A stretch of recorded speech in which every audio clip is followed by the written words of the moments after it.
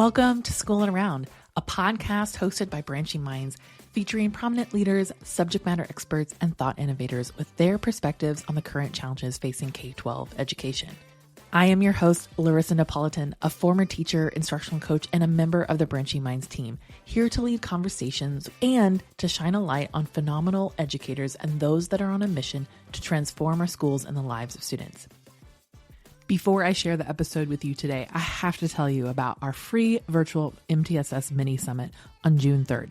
Our theme this year is Behavior at the Core. We are focused on integrating behavior supports at every tier. You will walk away with practical strategies and tools for climate and attendance. So check out the show notes to save your seats. Now, on to our episode.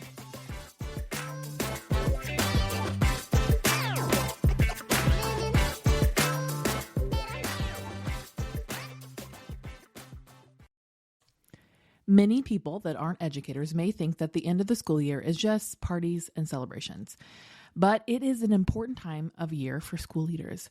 You as listeners probably already know this. So today I wanted to share with you a conversation with two leaders, school and district, about some of the MTSS work that happens at the end of the year. They're going to share some insight about data, tips, and even some reminders to make sure that you set yourself up, you and your team, for a strong start next year. So I'm going to pass it over to Trudy. She's going to introduce herself and our other guests today. I'm Trudy Bender. I'm the Senior Manager of Thought Leadership Content here at Branching Minds. I'm a school psychologist, former district administrator. I'm also a former Branching Minds user. So my district used Branching Minds for many years, and I absolutely loved it. It was a complete game changer for me in my practice as a district administrator. And so I love our topic today, which is how you can use data to make good decisions. And so with that, I would love to introduce to you Valerie. Many of you may be familiar with her already because she's the author of our MTSS playbook series, which is an ebook series we wrote for beginning of year, middle of year, and end of year. Today, we're pulling a lot of the content from the end of year winning plays, which was the ebook that she wrote about what to do at the end of the year to make the most of your data and make sure that you're finishing the year well. So she's going to be sharing a lot of content. One of the things I love about this series is that it has within it checklists at the end, which at the end of each section to say like, hey, months 8 or 9 of school, these are the things that you should be thinking about. And there are activities for campus-based folks, for district-based folks, like as you're going through, it kind of gives you that. And we've actually pulled those checklists out and made another version of those that we've been sending out in our newsletter, our month-by-month checklist. So that all kind of originated from here because it's just so great to have that practical step-by-step checklist to help you know, all right, I want to make sure nothing is falling through the cracks. And so that's something that we have available for you. Dr. Parsons is a professional learning consultant for Branching Minds. She works with districts all over the country. She has experience as a district administrator, assistant principal, including right now, principal and instructional coach. She's published a lot of our blogs, webinars, guides. And so we're just really delighted to have you here, Valerie. And I will turn it over to you. All right.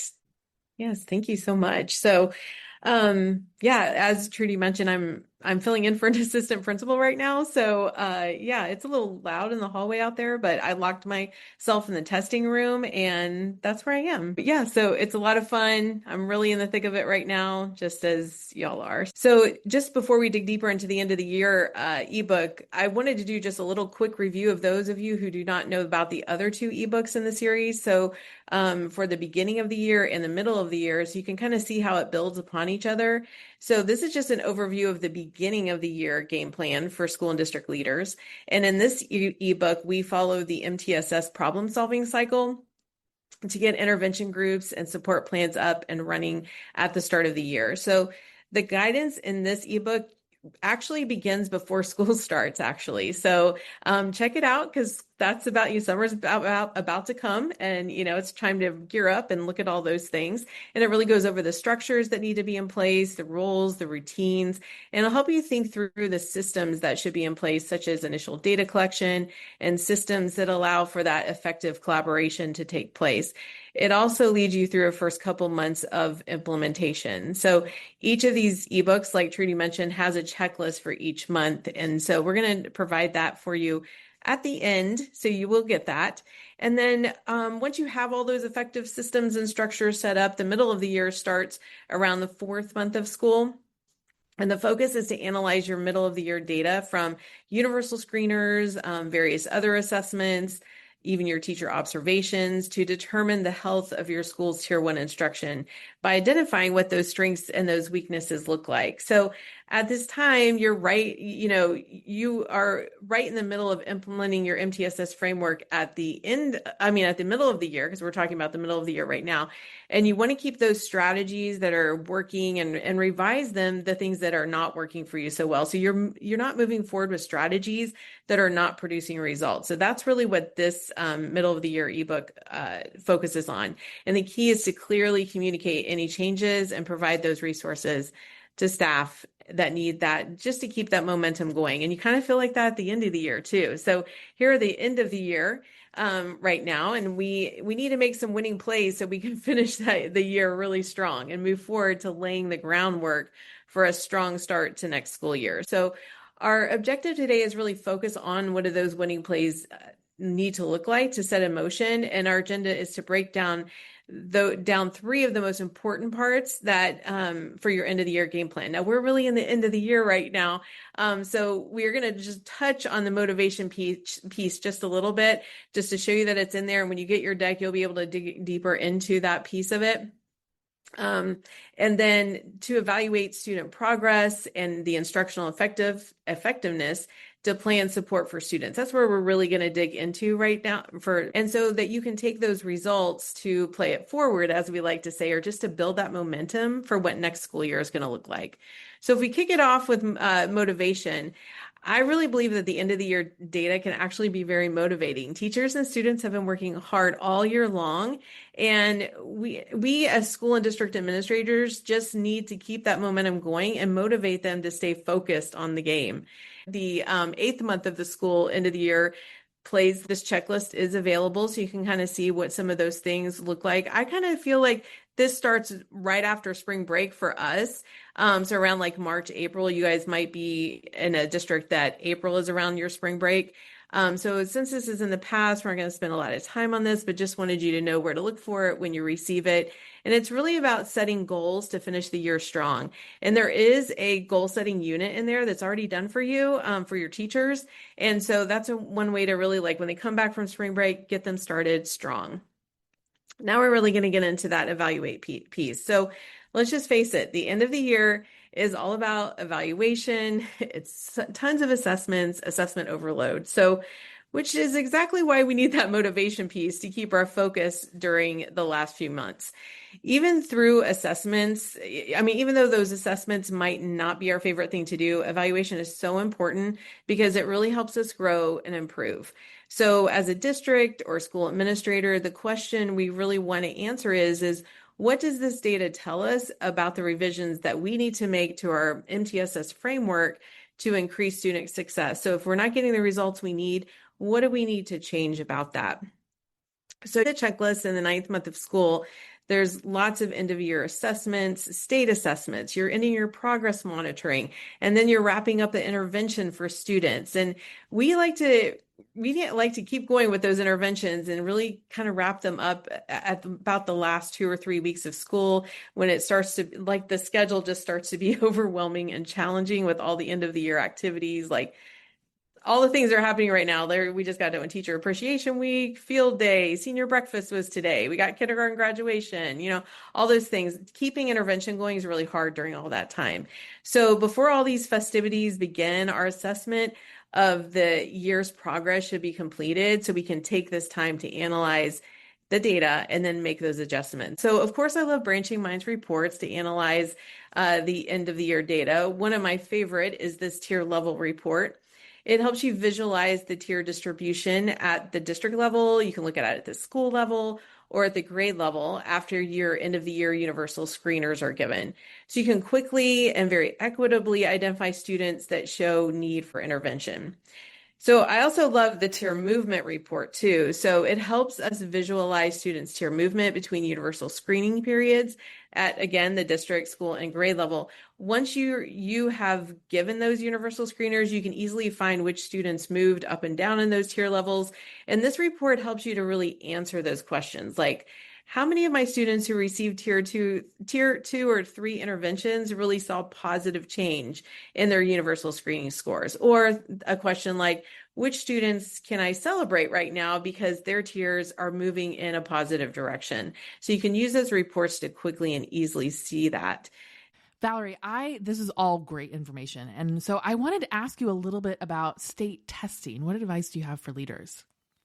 State testing, the big elephant in the room, right? So in the book, we dive into the importance and the use of end of the year universal screenings versus state assessments. But when we talk about state assessments, there are really two types of these assessments that we use here at the end of the year for the most part.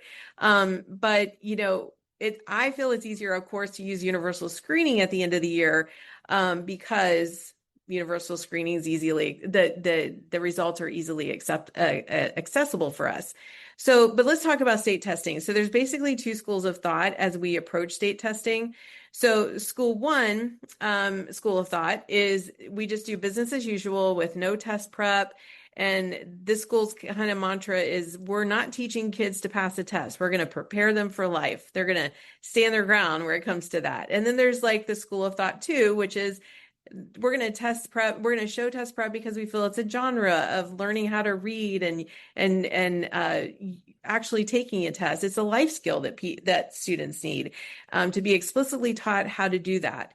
And like their mantra is kind of like, you wouldn't really run a marathon without explicitly training. So why do we give these high stakes tests without intentionally prepping for it? I served in a district that was lower performing, and we really did a ton of test prep. And so it's just kind of interesting to see how different folks, how they categorize themselves and then what they do as far as test prep goes. I'm curious, Valerie, what camp do you fall in? What do you like to do? Yeah, I figure people want to know what did I do, right? I am definitely falling in the camp of, I wish I was in the business as usual team, but I always found myself in schools and districts that were in improvement required or just a couple of points away from failing. So when state testing came around, it was considered high stakes for us. And so we chose to do test prep and we did get really great results. So, but also let's just be clear that it's not about teaching how to take a test. It's about what you do the other 8 months of the school year that makes the biggest impact, of course. So preparing students for testing is just another strategy I see. So it's, but definitely it's a choice based on your situation in your school. And it doesn't matter if you're at an average high performing school or low performing, which is very, very interesting. So just some of the benefits I saw from explicitly teaching test strategies were that students learn how to manage their time well during the test. Some states time, some states don't. Also to navigate multiple choice answers and eliminate those really tricky kind of answers. Also how to tackle complex questions that have multiple parts. And then they start to form a better understanding of that testing vocabulary. And then also just to help reduce that anxiety through just repeated practice and becoming familiar with those types of questions. There's a lot more on this topic in the ebook that you can delve deeper into. But those aren't the only end of year tests. What about the universal screening tests? How should leaders be thinking about those tests and assessments?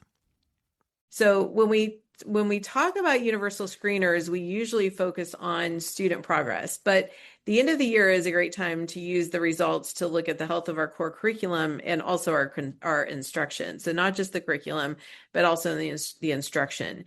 Of course, we are assessing students all the time, and especially at the end of the year, but this is also a time to assess that instructional piece that they're getting. And that is, of course, is from doing those classroom walkthroughs or whatever name you're giving it. And that data that is gathered throughout the year and being reviewed at the end of the year, just see if there's any instructional trends that align with the peaks and the valleys that you're seeing in your universal screening data. So doing that cross analysis between the two. This, of course, is also the time of year when teachers and principals review their own instructional goals during the end of the year goal review meetings that they're having with their supervisors. And as data from these goals are analyzed from those goals that they've set at the beginning of the year, and now they're looking at what are the outcomes, district leaders and school site leaders have the opportunity to see how many principals or teachers' goals were actually met, and then take it a step further to determine if those outcomes actually align with the strengths and weaknesses that you're seeing in the classroom walkthrough data and the universal screening data. What a great way to just cross-analyze that, performing that cross-analysis of those data sets will really help your district to see, and the school leadership to see those patterns and themes that start to emerge. And so as district leaders, you can take this even a step further by using this cross-analysis to determine areas that for your next year's goals that you want to set and where you think that the district should focus on to move forward next year. So as school administrators, this is the best time also for your grade level PLCs to conduct that self-reflection on the effectiveness of their collaboration throughout the year, and how did that affect their students' success. So insight into the implementation of your PLCs will also shed light on the areas that could be improved in your MTSS implementation. My favorite tool for this is the PLOCO. That's what I call it for short. It's really, that stands for Professional Learning Community Organizer, or PLOCO. That's just a tool that I use. I usually do this beginning, middle, and end with it, with my PLCs, because it's really short and easy, but it provides a really great data for you. I'm a firm believer that MTSS and PLC go hand in hand. So taking time at the beginning and the middle and the end of the school year to really have your PLC members conduct a self-assessment of their work together, I feel is very important, and really gives you insight into how each PLC is working. So assessing the PLC effectiveness is such an important strategy, because you're looking at how your grade levels are really working together, or if you're at the secondary level, not your grade levels but your departments, how are they really working together to make sure that they're looking at their tier 1 instruction. And so I really see PLCs as really delving deep into that tier 1 instruction, strengthening it so you can reduce the amount of students that are in tier 2 and tier 3. And so that's why I feel like it's such an important part of asking those 4 questions that go with PLCs. And I know there's some out there that have 5 questions now, but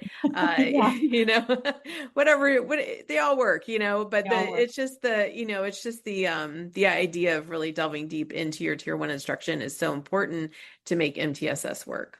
Yeah, I mean, it really is where the rubber meets the road, right? I mean, these are the folks that have direct contact with students, these teams working together. If they are doing great collaborative problem solving, like, you can see such a big difference here. And they have to have access to the right kind of data. They have to have the space. They have to have the skill. They need that structure a lot of times of having those questions and making sure that they're looking at the right things. So I mentioned a few of my favorite Branching Minds report. Now let's just take a deeper dive into a few of these. And just see how you can analyze end of the year data. And if you don't have these reports, that's fine, because you can still create reports similar to this. It's just you'll be doing the creation of them. But you probably have similar things to this. If you're don't have access to the tier level report, we just love it because there's lots of different data analysis that can happen at the end of the year. I really like to use it to determine the best distribution of resources for my next school year at the beginning of the year. Because, like, for example, if I see kindergarten has a large percentage of students that are really struggling with phonemic awareness and their results showed that, we will make sure that next year we will really target tier 1 instruction next year for first grade, when those students are moving up to first grade, and then just be able to start the year with maybe even small groups that explicitly teach phonemic awareness. So we already know that's a skill they're struggling with, so we can start right off the bat with helping them. And then I also like to use the tier level report to analyze schools or grade levels with higher proportions of students who are falling below proficiency, to make sure that they receive at the beginning of the school year the supports that they need. You can see this just glancing at this report, where the support is needed for the next school year. With a report like this, or this particular report, you have to not just look big picture, because that will, like, you can look at this by campus. And in my case, I was over behavior for a district, a large district. And so it was helpful for me to see campus by campus how kids were being tiered for support. And when you see something like a whole school's on yellow, I mean, that tells you there's a real issue here. We're not understanding MTSS. We're not, like something's gone wrong with this data. Typically, you're not seeing that, and that's probably an error. But even where you see like a quarter of our students are tiered 3 for behavior. Well, what that told me is it's impossible to provide that much individualized behavior support. So you have a lot of kids with big behaviors who are not getting the kind of support that they're going to need. And I have to look deeper. I have to dig deeper. And so what I would do next, so first I've already filtered this report just for behavior. So that's something that I would do. So you can filter it, by topic, like what are we actually looking at here? And then you could go to a specific campus and say, now let's look just grade by grade and let's see. And this happened many times. I would look and I'd see, okay, it appears to be at this particular campus, third grade. What is happening in third grade? And then you find out that most of the teachers in third grade are new teachers. They're really struggling with behavior, So, I mean, at the very end of the year, what this tells you is going forward into next year, what are the things that I need to do for those campuses to really support their work and dig into what's going on? And for a campus where you've got almost, half of your students are tier 2 and tier 3 identified for support, that means we need a way thicker, richer tier 1 practice. We need to double down huge on culture and climate, on universal expectations, all of those things. If it's academics, we're talking about our classroom instruction, like what are we going to do to start moving the needle so that we're not seeing that kind of distribution. So it's just interesting that when you have a report like this, first of all, you need to be able to break it apart in a lot of different ways. And then it doesn't really give you the answer. It just tells you where you need to be looking, right? Like, why is this happening? And then you kind of know where to spend your time and your resources. Because as a district administrator, your time is limited. Like, you can't visit every single campus. Like, you can't dig into every single thing. And so it just helps you to know how to set priorities. Yeah. And just to piggyback off that too, is that, using this data to really pinpoint what your professional learning is going to look like for next year will really help too, because you can, you can look at different content areas. And so, for example, if you were going to look at math only and you saw some grade levels or particular schools that were struggling in that area, you would know that that's something that we need to pinpoint our professional learning for next year so that they are strengthened in that area to be able to deliver that instruction effectively. This is all fantastic information. Okay, so what would you say if there is a school giving multiple universal screeners because they think they want to get a more accurate picture of students' abilities and they think, oh, we need more information, more data? So I'm going to put out there what I think, Valerie, and then you can disagree with me. Okay. But when I see this, I think a couple of things. One is be really cautious about using multiple universal screeners. First of all, it takes a lot of time. So you're taking time away from instruction. And second of all, you have to ask yourself, the whole point of a universal screener is that it's broad and it identifies who you need to look closer at. If you use more than one source, what you tend to do is be like, well, they did well on this one, but they did poorly on this one. Let's just see what happens. Or you over-identify or you under-identify. Using one good universal screener is going to beat out using multiple ones any day of the week, in my opinion. So what do you think, Valerie?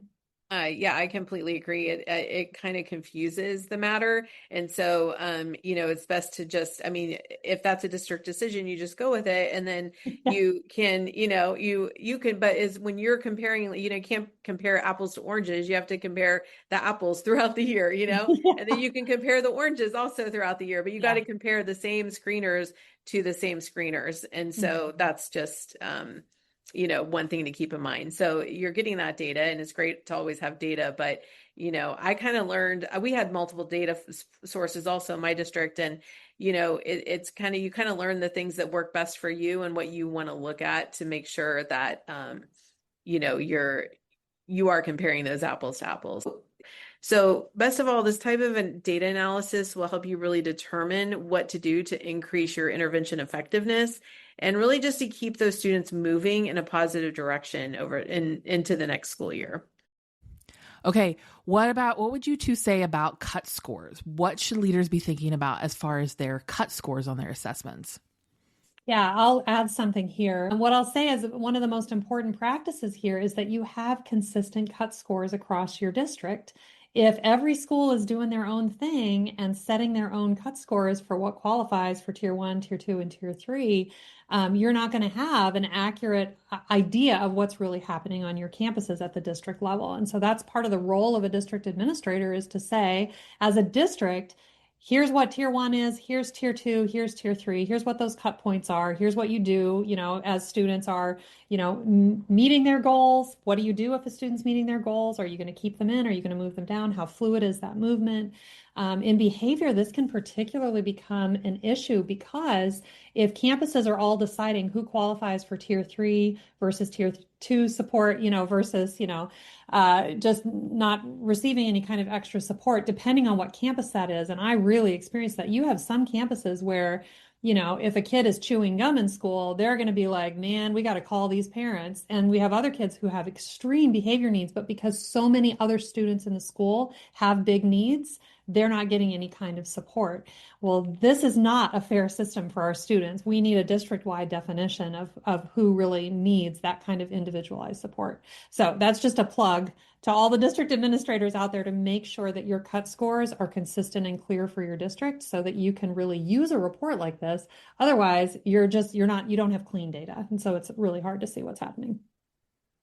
A situation that I'm thinking about that's kind of common is that idea that we have to start off the year with intervention groups. We have to have those all ready to go. What advice would you give leaders in regards to what data to use for those type of situations, or even just how to plan for this?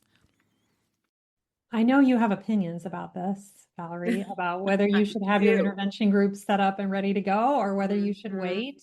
Yeah. Either wait for the beginning of the year just to see who's there and do it, or wait for universal screening at the beginning of the year, like waiting for your beginning of year universal screening. Yeah. At my school, we always set up intervention groups at the end of the year because most likely students do not increase proficiency over the summer. It's the summer learning loss or the summer slide or whatever it is. I mean, even teachers, we get there. We're like, what did I do? How did I do all these things? I know, it's crazy. What do you do with students who are new to the school, like your new grade sixes coming in?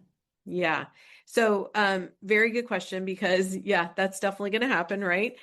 So we do take the time at the beginning of the year then to do just that, to assess those students. So we have some idea of where to place them. It may not be the best placement for them at the beginning of the year because also the students at the beginning of the year have they have that summer loss. And so they may not do the best assessment. You hear that you're testing them the first week or two of school, but you're going to get a good idea of like where to place them at least for a few weeks. And maybe you don't even need to place them in intervention because it's very clear they're good. So but we do test them if they're new to the school.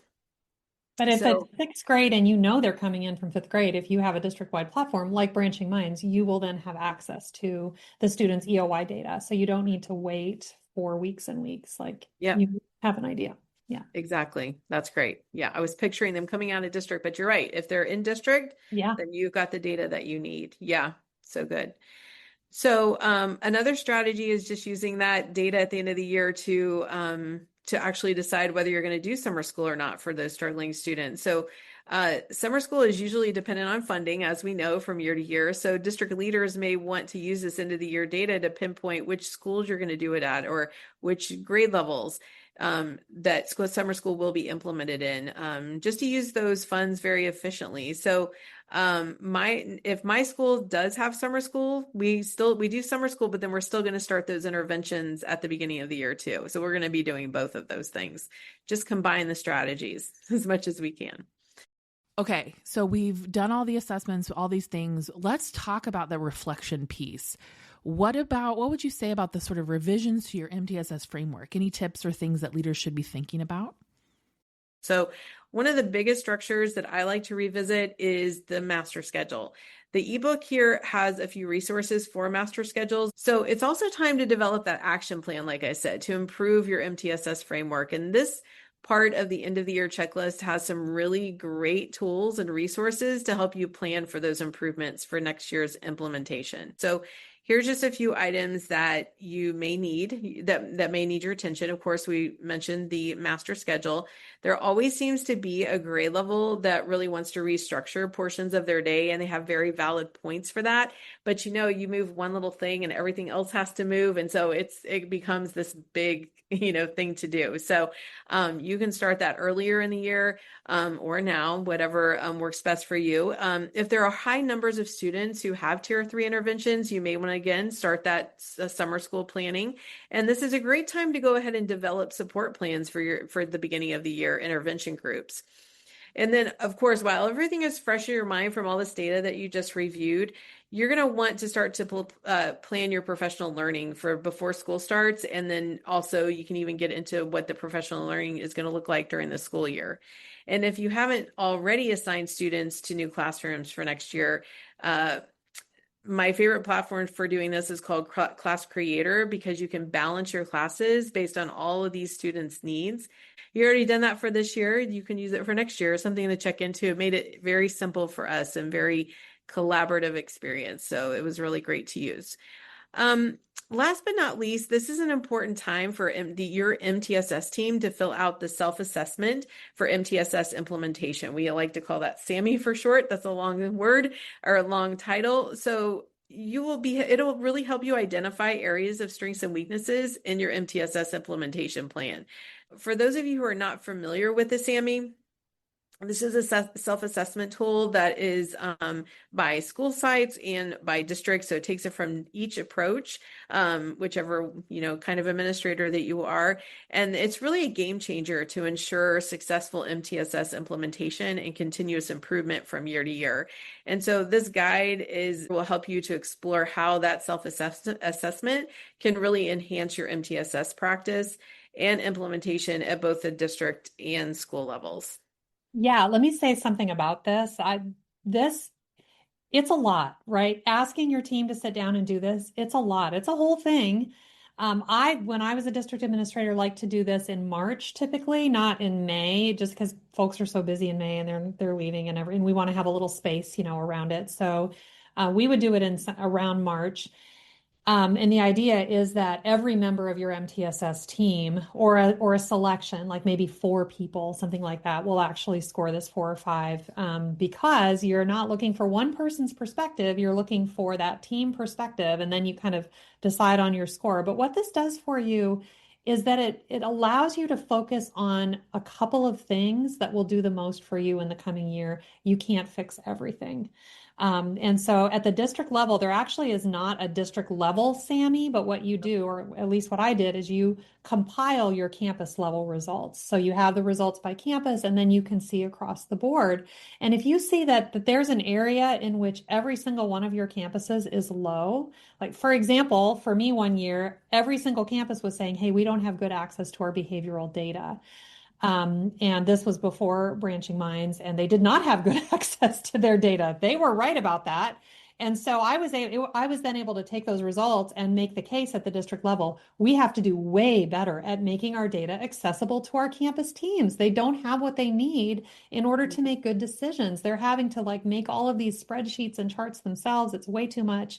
What can we do to support them? So from the district level lens, having these results compiled, and I sat with teams as they did this work too, because having an outside person provide their perspective as well is also super helpful.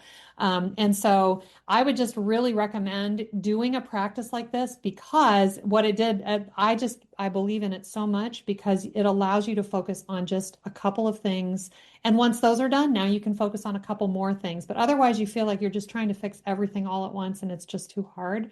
But there just tends to be if you fix one thing, other things tend to get better. Like if you choose the right thing to really work on. And 1.1 here on the SAMI is, do you have a team? Maybe your campus doesn't even have a well-formed team. And so you start there. That's your goal for your first quarter coming up. We're going to have a team and we're going to meet every month. So it just kind of gives you that. Once again, it's that step-by-step, what's the next practical thing that I can do. And I'll throw out there as well. This one is more academically focused, although it does have some behavior stuff in there. But the tiered fidelity inventory is a very similar tool to this, freely available. And it is fantastic for the behavior side of things. So So there's just a plug for taking the time to do this practice. I love that you shared it, Valerie. I think it's just so important. Yeah, so good. Okay, so you guys, thank you so much for being here. The last thing I'm going to ask is any last tips for our listeners about what they should be doing around MTSS at the end of the year? This is one of my favorite quotes. Every system is perfectly aligned for the results it gets. So to make your results more effective, you have to assess your system, identify what needs to be revised, analyze the root cause of those needs, and make an action plan to improve implementation. And then you start that cycle all over again, so that you just continue year after year, that continuous improvement cycle. I really want to just encourage you to really finish strong, stay in the game, and expect to improve year after year. So thank you very much. Yes, thank you so much for sharing all of that. Well, thank you both so much for being here, for sharing all your insights and wisdom with our listeners. We hope you have a great day.